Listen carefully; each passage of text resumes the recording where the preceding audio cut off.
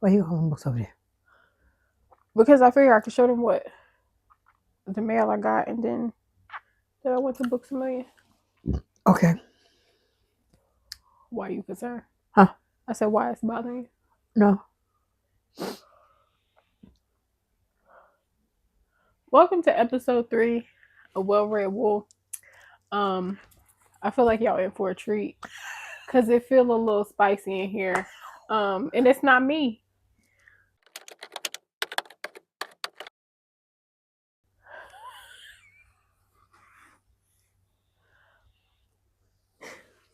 How was your day today? What happened?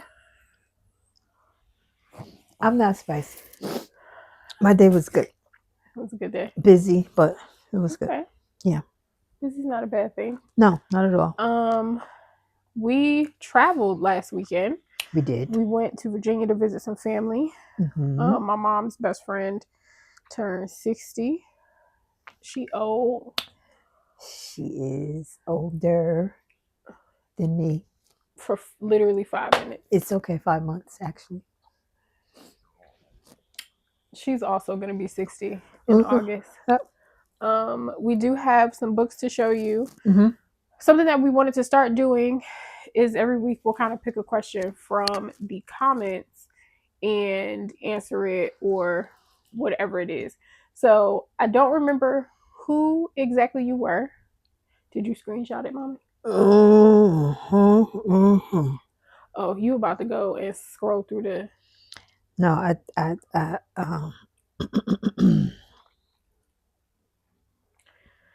Go ahead. Talk. While she's doing that, that's just going to be something that we do every week. So comment, ask us stuff, whether it is about knitting or crafting, or if it is about books, leave them in the comments and you might pop up on the screen as a comment. Again, I don't remember the name of the person, but they asked about knitting books. Right. And it wasn't like a specific thing, but they were just like, talk about knitting books. And Mom actually has a bunch. Mm-hmm. So to piggyback off of that, my question is, what makes you pick a knitting or crochet book? Because I know you have both. Mm-hmm. What does that look like? A couple things. I'm big on supporting makers. Yes. I'm also big on using my platform to lift other people up. Absolutely. So a lot of times I will buy the book for that sole reason. That aside, there's usually some sort of exclusive pattern that you can only get in the book. Okay, see, I think that part I didn't realize. Right. So because like when I was looking for, I always say the name of this particular company wrong. I want to say Lane, but I want to say they say Lanye or Line. Anyway, them Lane. This particular episode I got, or this book I purchased solely for, and shame on me for not looking through, because now as I'm scrolling through to find what I want, I'm seeing there's other designers in here that I am fans of. But Melissa Clulo, I think that's how you say her name, formerly of Espace Tricot. Currently, she has her own spot, and I will give Shelby the name to put on the board because it is escaping me. But one of my favorite sweaters that I knit is called the Turtle Dove. And I'm getting excited because that sounds familiar. Yeah. Yep. But I'm not just sitting here listening with y'all. I know what a turtle dove is. But she made a turtle dove cardigan that as soon as I saw it, I had to have the pattern. I ran to Ravelry, which is where we normally get patterns from, and my little heart shattered a little bit because it wasn't there. So now you had to go get the book. I had to chase Melissa down to find out, ma'am, how do I? Right. What happened? Where's the link? Something. So this is a perfect example of I got the book for one pattern in particular. However, sitting here talking to you guys, I'm seeing some stuff in here Very that nice. right. It's stuff in here that's nice. But what drew me, what made me pull out my credit card was Melissa. And because I love Melissa's style, she has yet to make something, share something that I wasn't instantly like, oh, I need that. So Okay. you know my orange turtleneck, Uh-huh. oversized. Uh-huh. That's turtle. That's the turtle dove. That's the Okay. original one, Okay. So and that is just a cardigan version it's a of. cardigan and a lighter weight yarn. So Okay. it's a different. That's very cute. Even this on the cover. Oh yeah, there's a lot of good stuff in here. Now that I'm looking at the names of the designers that are included in here, there's a lot of good business in here. Um, So but then again, I got it solely for for the one. the okay. Right. Now my next question is, have you ever gotten a book because you wanted to specifically learn something? Good question. And I was prepared. You are my child.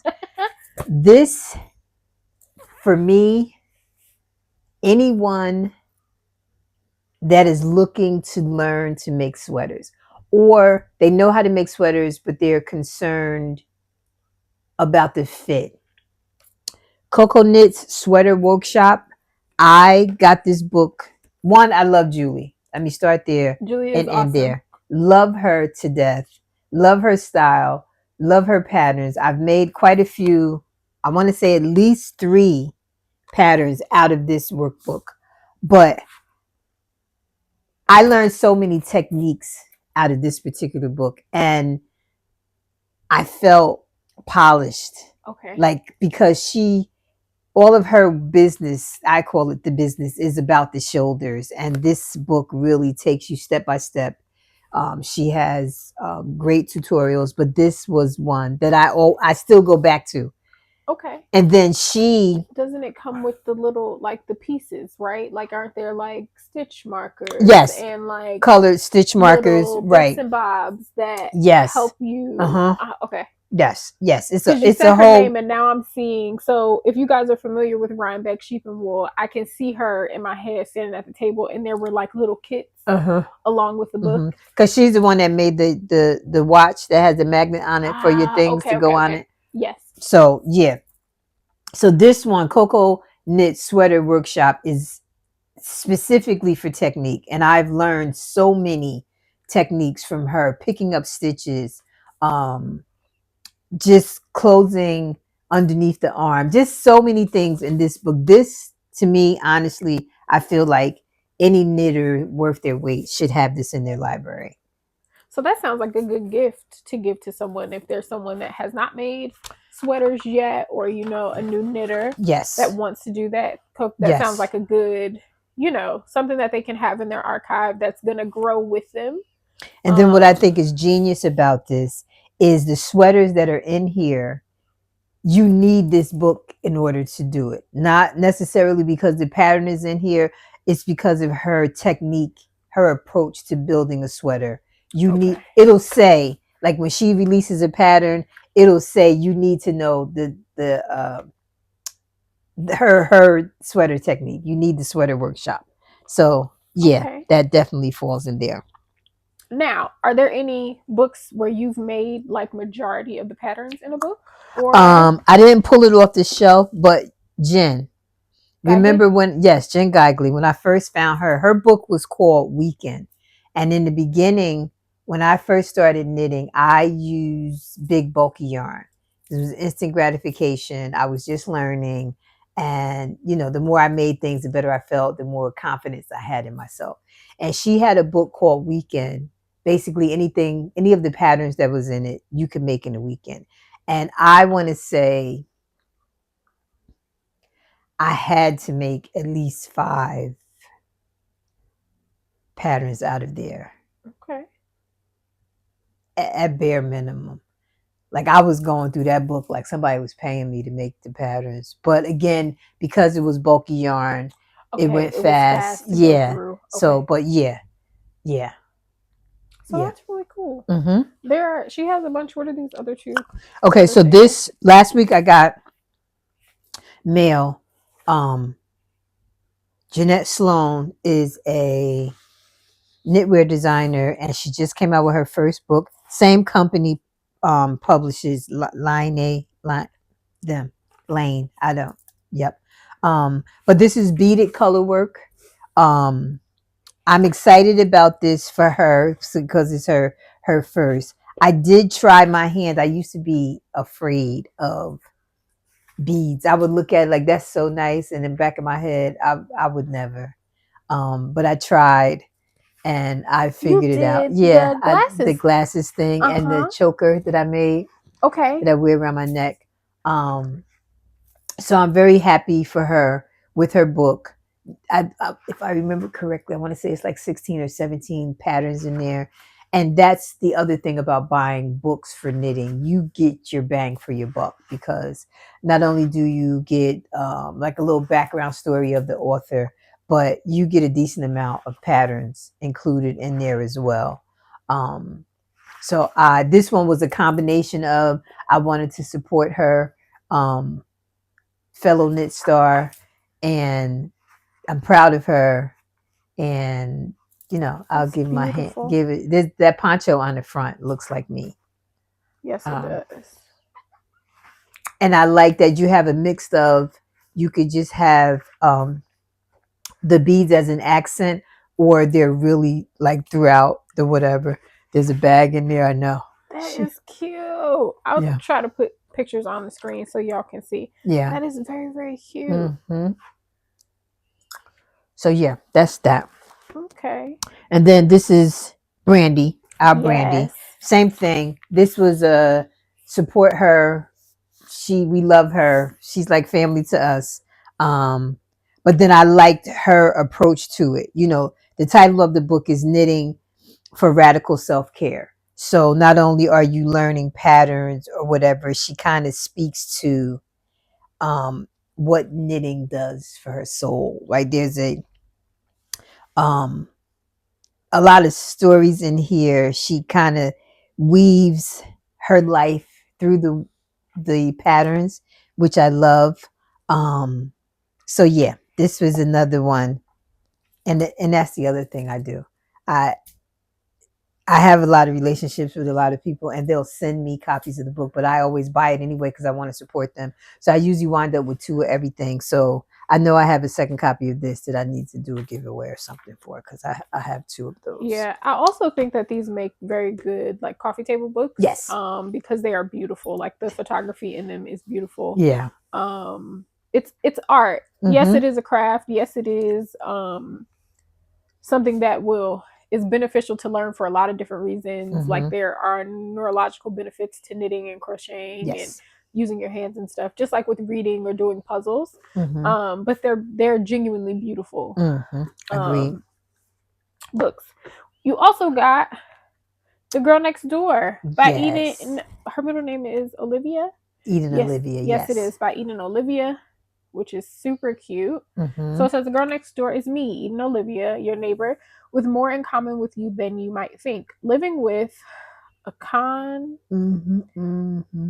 achondroplasia, the Good most girl. common form of dwarfism, I invite you to join me on a journey through my daily life. Together, we'll explore the things that connect us and celebrate the unique qualities that make us who we are. It's not our differences that divide us, but the unwillingness to learn from and embrace those differences. Let's change the narrative together and create a positive story of acceptance and celebration. I can't wait to share my adventures with you. It's a cute book. Yes. Way to teach the babies about something Yes.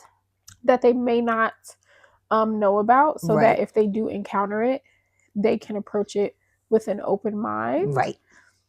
Because babies can be mean. Yes. Babies can be very mean unintentionally. Right. Because they don't have a filter yet. Right. They don't know. Right. But if you have little readers in your life, this is a perfect little gift for them. Yes. And it's so stinking cute. Yes. The graphics in it is really, they did a good job. Yes, they did. I will get the link for you so that you Okay. can put it down so people want to support her, because I believe this is her first book. Yeah. That's awesome. Proud of her. Okay. While we were in Virginia, I did go into Books a Million for the first time. We do not have a Books a Million here in New Jersey. So I was very excited. But first, let's do book mail. So Simon and Schuster, and is this one Simon and Schuster too? I'm not sure. It's Viking Books.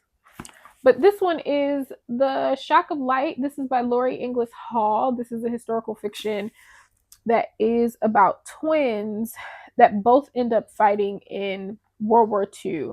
Tessa ends up being a special operations executive, a spy, and her brother Theo ends up active duty. He returns, she doesn't. So this is a mystery trying to figure out what happened to his twin. Then they sent The Plans I Have for You by Lai Sanders. Mom and I are actually going to read this eventually and review it here on the podcast. This one is about Shelley who loses her spot at Columbia Law, her Manhattan law firm internship, and her hopes of building a better life for herself and her mother. And then she encounters someone who helps her plot revenge. So I'm curious. Yeah, when I read reading the synopsis, I was like, ooh. Yeah, that sounds like it's gonna be a good time. And a lot of the times what they'll do is like, if you are a bookish content creator, you want to become one, a lot of the publishers have programs that content creators can join. So if you just keep an eye on their social media, you can apply. It's usually not hard to do that. A lot of them do have follower requirements. A lot of them don't. And they'll send an email and they'll be like, here's what we have, what do you want, basically. And if they have enough, they'll send. I don't always get everything that I ask for.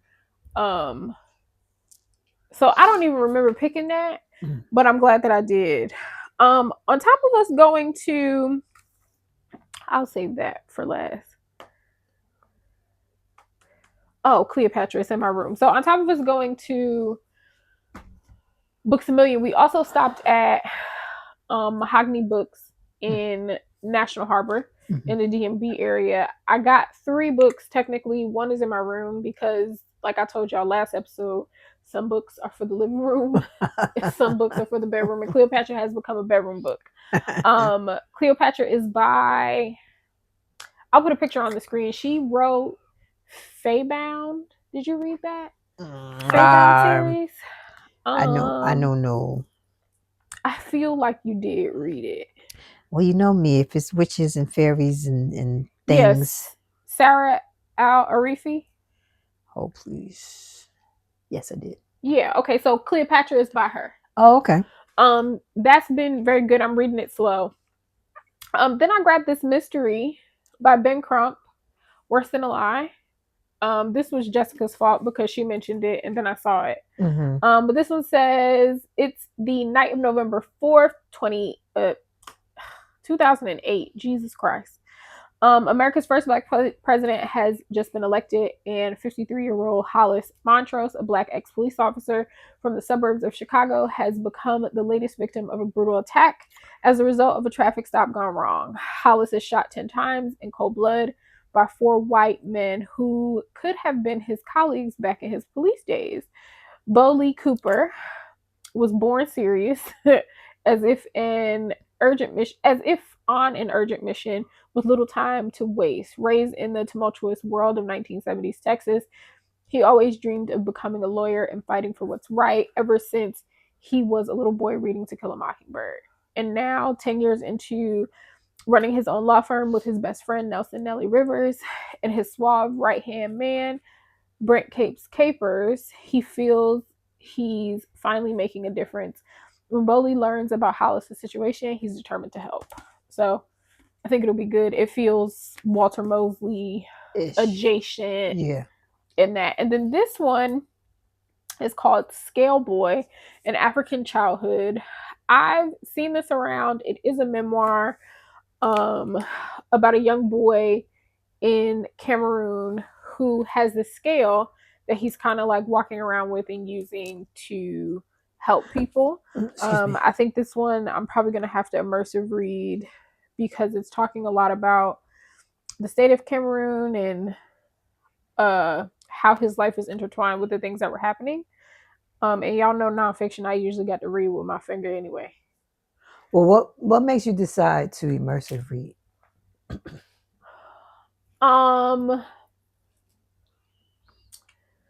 So if it's nonfiction, so that I'm getting everything. Okay. It forces me to slow down a little bit. Mm-hmm. Because I have to listen and read. Okay. Sometimes when I'm just reading, like, it's not that I skim as much as I read really fast and I can miss things. Mm-hmm. With nonfiction, also, I just read it slower. Okay. It takes me a long time. It sometimes makes me feel a little insecure, like I don't know how to read. Okay. It's a lot of information to take in. Mm-hmm. Versus a fiction where like it's easier for me to get the lay of the land. Okay.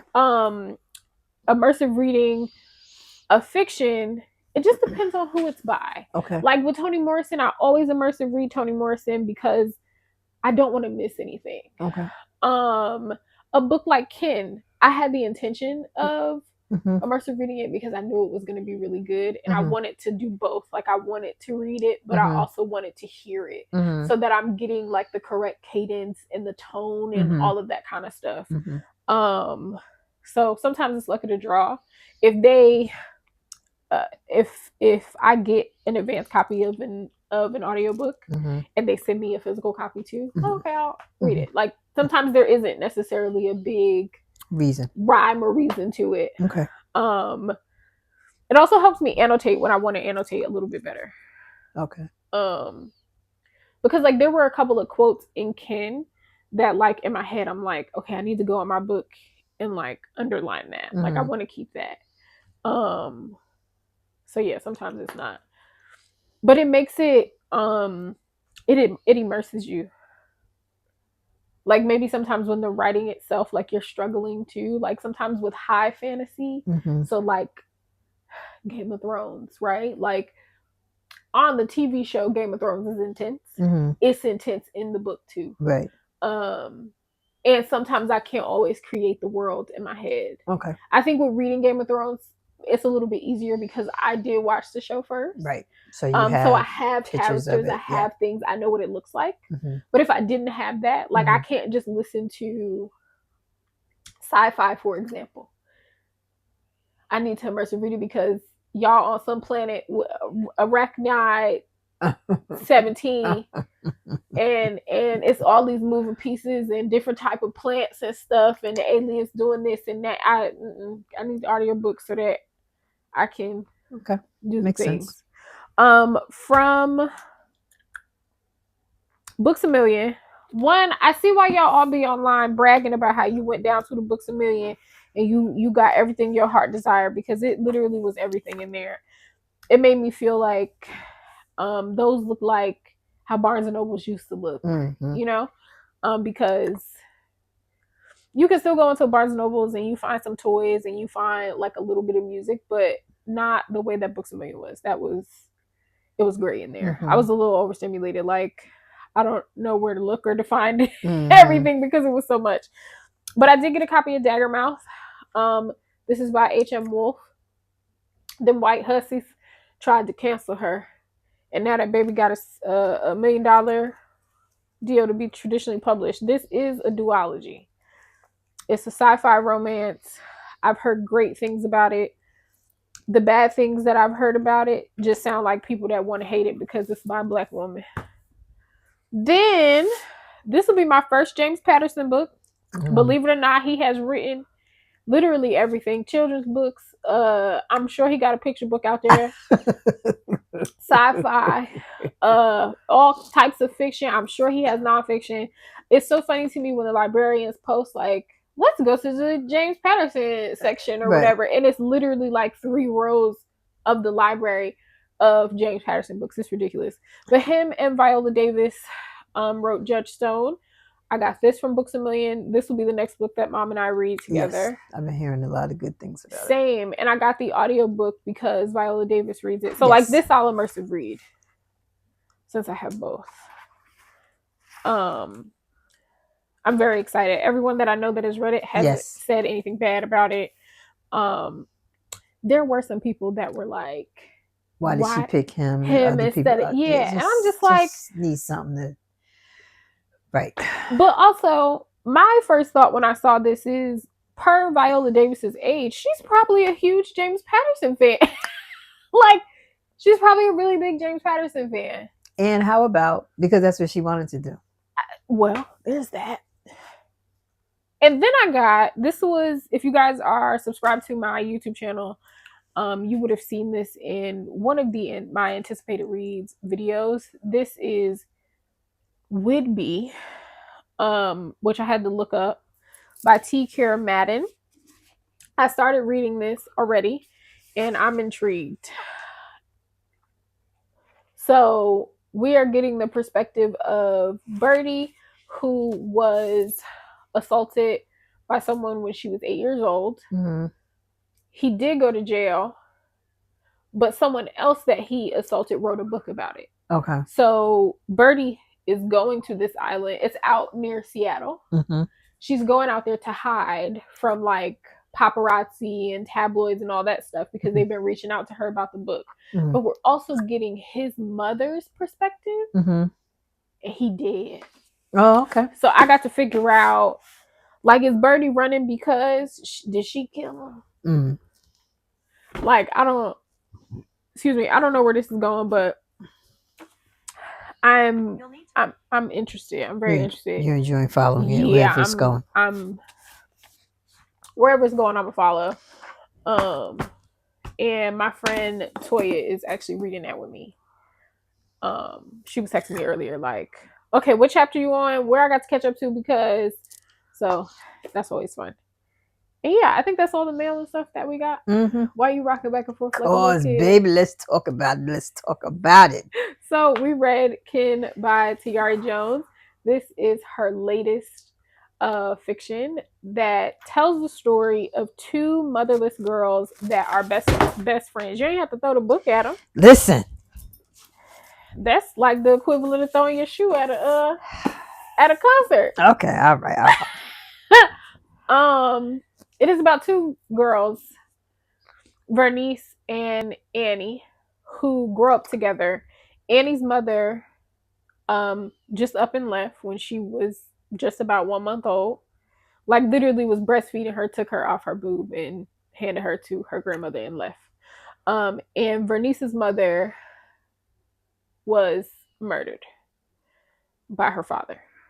And we go through their journey through life, right? Like, Vernice ends up at Spelman, and she has one particular life path, and Annie runs away because she's in search of her mother. But I think they both were in search of their mother in some way, shape, or form. Yes. So here's my issue with reviewing books.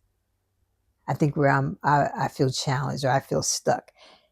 I want them to read it, right? So I don't want, I struggle with, I don't want to spoil it, I guess, if that's the right word to say. So I go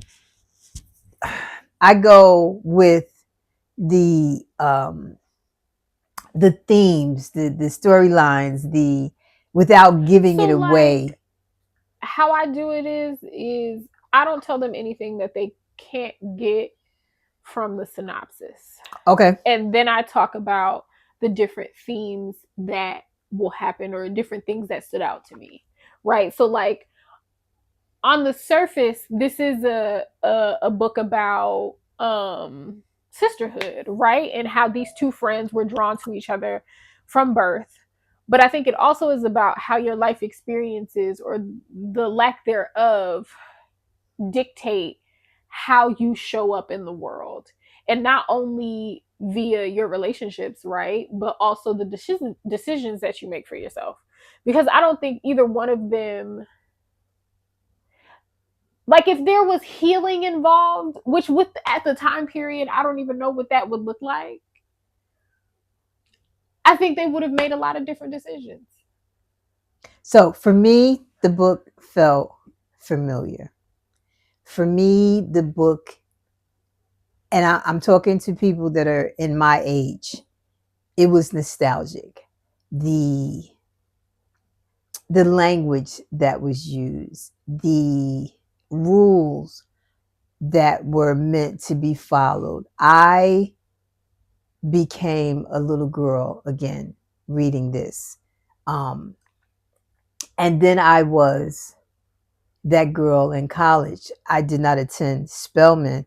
I went to Morgan State, but I was in an all girls dorm. So that experience, the situations that she encountered there brought me back. Like it for me, it was like a rush, like somebody just doused me with memories that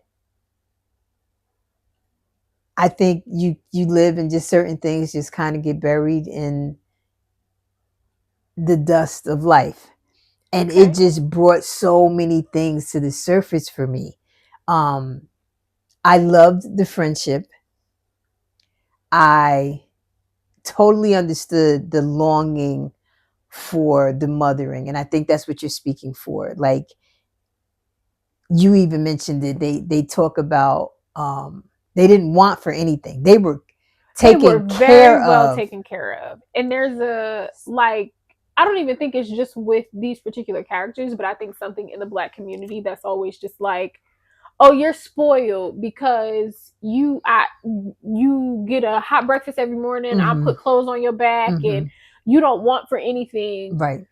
But as soon as you're looking for emotional Affection. affection, closure, or anything, it's not there. And I And think they it's both were made to feel kind of ungrateful for right. Wanting. longing for this thing that everybody pointed out about them. It wasn't like anybody in their life was trying to make them feel better in any kind of way.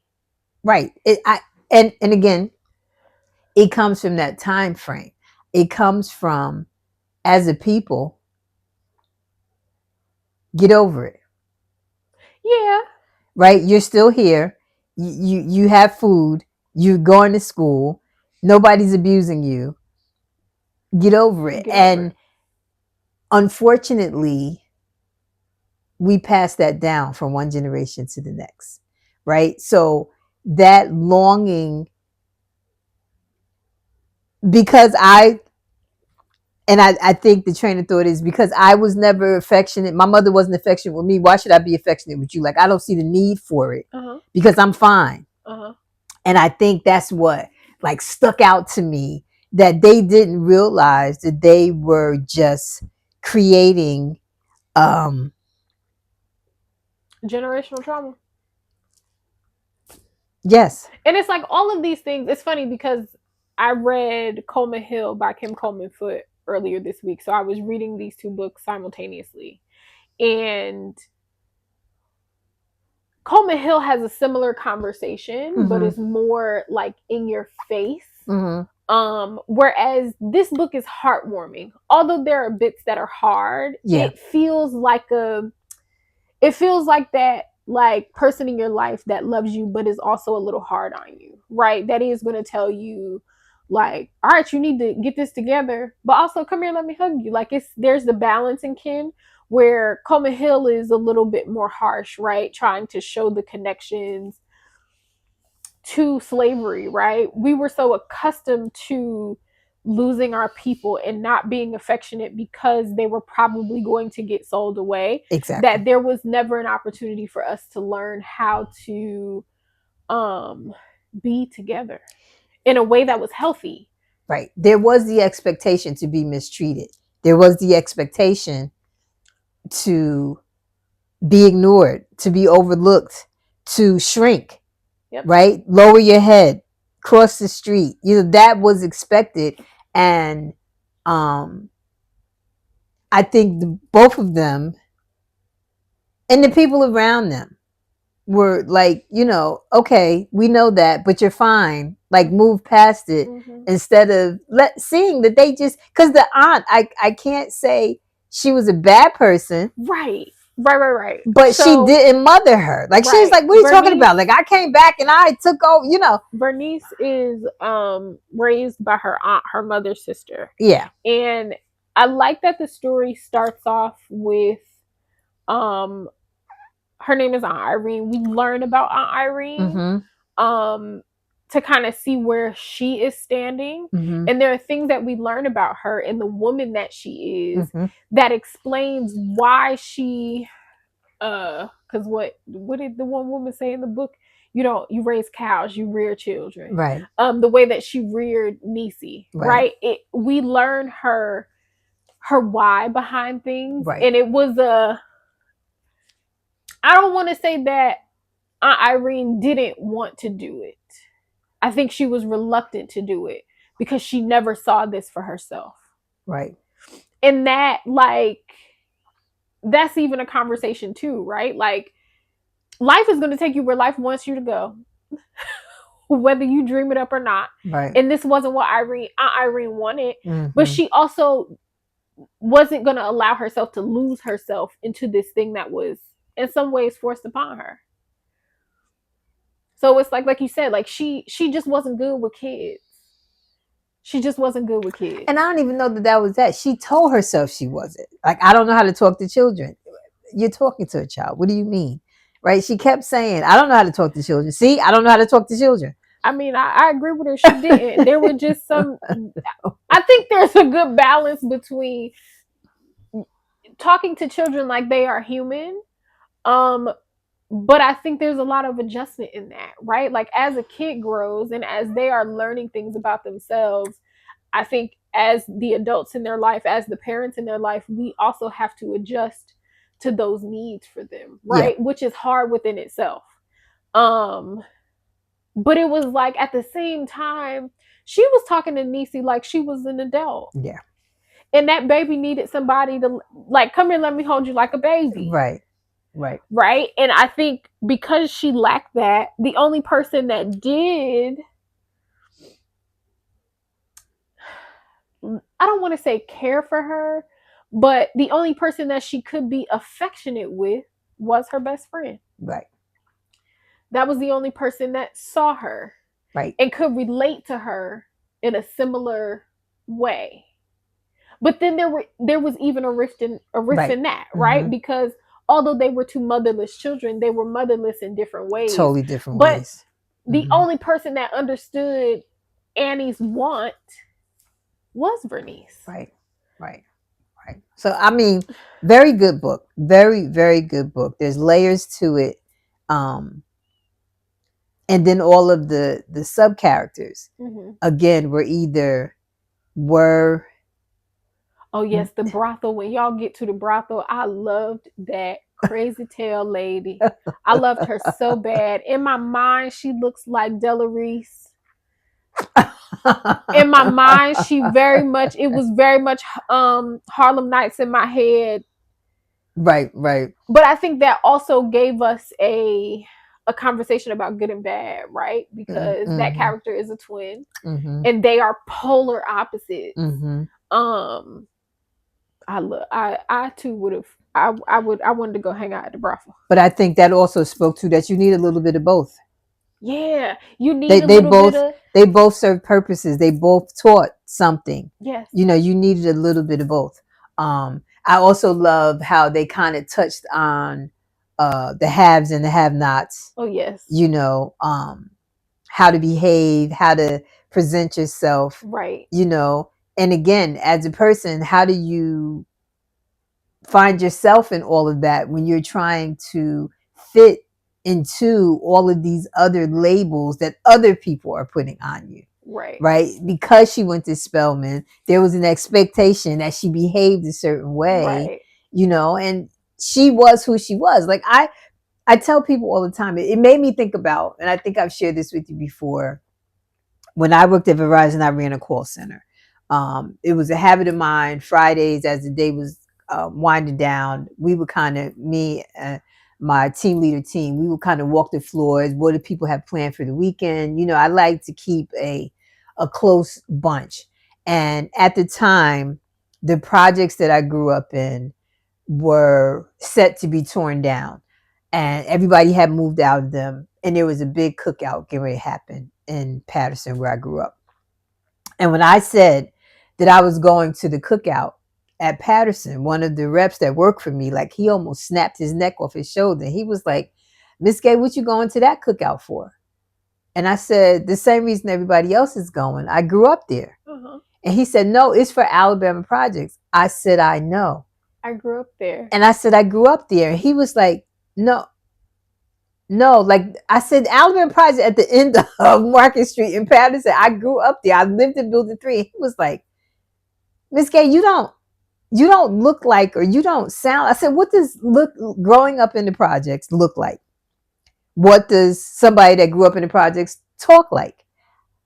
I don't I don't understand what you mean." And he was like, "No, seriously, you." I said, most of my life I lived in Alabama projects, and it's because people just have these expectations. You know, I went to school.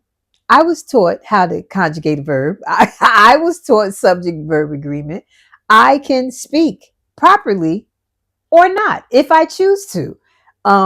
So that book kind of brought it back to, you know, there was a certain way that you should dress. There, you know, you had to keep these airs on that you Yeah, I weren't think there's who you a were. level of elitism Yes, when just it comes to especially academics, right? mm-hmm, Which I totally understand. Um, but I think it made Vernice feel like she wasn't enough in some ways. Like she already was this motherless child, and now I gotta like all the things that she does love about herself, like from being from this small little town and mm-hmm, all of this. Like she has to hide that too to make right, in just order to get ahead in life. right, right. Is that fair? Right. And then that her attaining that education, to me, I always also felt like was a potential wedge between them. Yeah. I think they navigated that well, Yes. because you could tell that Annie felt like she was going to be a little bit better than her, you know. Uh-huh. But yeah, I thoroughly, thoroughly, thoroughly Same. enjoyed it. It made me think of Sula by Toni Morrison. If you guys have read Sula and struggled with Sula, um, I think you should read this book. I think Ken does a very good job at going into detail about the things that Toni Morrison assumed we already knew. I think reading Toni Morrison's work, she expects you to be up here, right? Toni is like, I'm gonna give you beautiful sentences. I'm gonna make you think. I'm gonna tell you the hard things, Right. but I'm also not gonna hold your hand. Right. And I think that turns a lot of people off because it makes them feel like they read with their finger. Um, this is gonna the relationship that Sula and Nell have is very complicated, but also very similar to Bernice and Annie. Read Ken and then go back and read Sula again. I think Ken will give you the all the little bits and bobs that you were just like, well, what the heck is that supposed to mean? You know? And then I think I loved, after reading it, the title resonated with me Uh-huh. because Kin isn't always blood. Right? Is who you make it. Right. Kin is where you get your love from, and that might not always be those that gave birth or were responsible for your being. Right. And I think, you know, that phrase, "you were taken care of." But were you really? Because if you don't take care of the heart, everything else is gonna crumble around it. Right. Regardless to what your exterior is like, regardless to how grand your house is, how Right. fancy your car is, how fancy your clothing are. If your heart ain't right, if your heart doesn't feel comforted and cared for, the rest of that is a shell. So yes, go get the book. There also is a like sexuality aspect to it. Mm-hmm. If you guys have read These Heathens, then I think you will enjoy this. These Heathens is by um, Mia Mackenzie. I believe it came out last year, which is a very good book. But if you enjoyed that, I think you'll also enjoy Ken as well. Yes, very good. Um, I really, Very, really, very good book. yes, Do you plan to yes. read any of her other books? I may. I'm back in my messiness, Oh, okay. comfortable in my messiness right now. Okay. But I like her style of writing. Because I listened, the narrators were very good. There's two Yes. women, they were very good. And I like that there were two different people and Yes, that they had like distinct yes. different sounds. Mm-hmm. I very much enjoyed that. Mm-hmm. I enjoyed it. I thoroughly. There was not at any point where I was like, this is gonna take me forever to finish. I was there. I was in those halls of Spelman. I could picture the mother-in-law when she went to just all of it. Right. She captured my mind, and she took me. I was in that car that they Right. had to keep stopping, and I Right. just, so it was like I said, it felt familiar. It was nostalgic for me. It was comforting. It made me remember things that I probably wanted to forget about. Um, but I enjoyed it. It was a good ride. It was a good ride. Good. I'm glad. I think that's all we got for you Yes, this sir. episode. Oh, we didn't talk about what I'm knitting. Let's talk about what I'm Oh, not knitting. what are you not knitting? That cardigan. I am experiencing what we like to call in the maker community as a slump. Oh, we have those in the book community too. Yeah, I have no desire to knit. None. Are you gonna start And something I different? don't want, if I start something new, I'll never finish that. And I really want to finish it because I really want to wear it. I'm really excited about the outcome, but my heart is just not there, so I'm not going to force it. Okay. I'll pick it up again when I'm ready. When you're ready. Yeah. Okay. Do you want to talk to them about Knit for Food? Knit for food, knit for food. We are knitting for food. Yes. And it's a perfect segue because I talked about I grew up in the projects. My mom was on welfare. We did have a social worker. Um, so this is the sixth annual Knit for Food Knit A Thon, where we knit for 12 hours, and the money that is raised is split evenly between four very reputable organizations: Meals on Wheels, No Kid Hungry, World Kitchen, and Feeding America. The first year that I joined at the last minute because I donated to a couple of knitters because I kept seeing people sharing a link and this is what they were doing. And I donated to a few of them. But I had a dream, and it was my mother, and she was inviting somebody in the house that was sleeping in the hallway, that was hungry. That was what my mother did. And again, we were on welfare. We didn't have much, but my mother was going to make a big pot of something, and whoever was hungry could eat. So I woke up from that dream and I'm like, my mother would feed whoever was hungry. So let me join at the last minute. I put my goal at something low, blew past that in no time. And like I said, this is the sixth annual. So I've been doing it for 5 years now. And I'll have Shelby put the link in the description box. You have two ways that you can help me with this. You can either simply donate, or you can join and knit yourself, and you'll join Team Gigi, and you'll get your own link which you share with your friends and family, and you raise money to help me get to. I'm trying to get to 42,000 this year because the year before I think I got to 40,800 or something. So the salesperson in me, I got to do a little better than I did last time. So yeah, I'm excited. I'm proud because food insecurity doesn't look the way people think. Back to it's the perfect segue, Shelby. I'm glad you said something, because back to people wanting to appear a certain way, right? And so people assume that people are hungry or have struggles feeding themselves look a certain way, and that is so not the case. I am a sales coach, and my team sells Verizon data to high-rise buildings. And I was at an event today. It was a senior citizens building in Teaneck, which is a more affluent area of Bergen County. And Meals on Wheels pulled up, and he went to a couple of houses to give them food, right? And it just when you get to that age, that should be the least of your concern, trying to figure out how you're going to eat. And then it made me think about, the number of kids that go without. They go to school so they can eat. Right.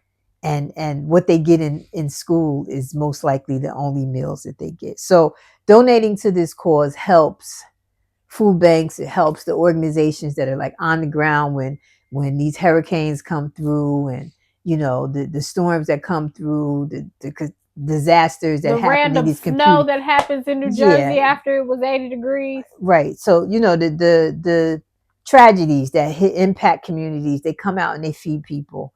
And in light of what we're going through in our world right now, there's tons of people that really need help. And again, you probably work with them. You live next door to them. Yep. You ride past them every day.